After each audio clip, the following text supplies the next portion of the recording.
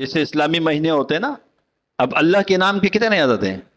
66، 66 کتنے؟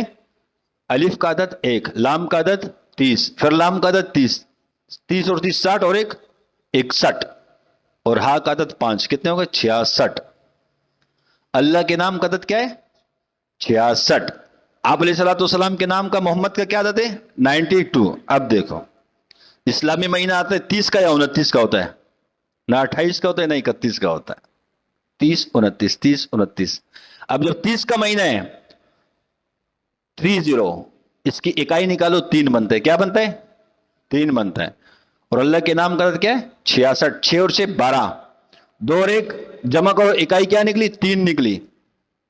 اب بتاؤ 30 اور 3 اللہ، اور محمد کا عدد کیا ہے؟ 92، اکائی نکالو، 9 2 11، 1 اور 1 2، اکائی کیا نکلی؟ 2۔ اب جب مہینہ 29 کا ہے پھر 2 9، 9 اور 2 11، 11 کی 1 اور 1 کو جمع کرو، اکائی کیا بنی؟ 2، اور آپ علیہ السلام کے نام کی اکائی کیا بنی؟ 2۔ اللہ محمد 29 30 یہ مہینہ بھی چل رہا ہوتا ہے، ایک مہینہ اللہ کے نام کے عدد کا، ایک مہینہ آپ علیہ الصلوۃ والسلام کے نام کے عدد کا۔ یہ اسرار ہوتے ہیں، راز و رموز ہوتے ہیں۔ یہ ملک اللہ نے درویشوں کے ہاتھ سے بنایا۔ کس کے ہاتھ سے؟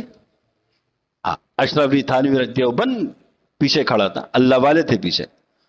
قائد اعظم رحمت اللہ علیہ بھی اشرف علی تھانوی رحمت اللہ علیہ کا مرید تھا، ان کا صحبت یافتہ تھا۔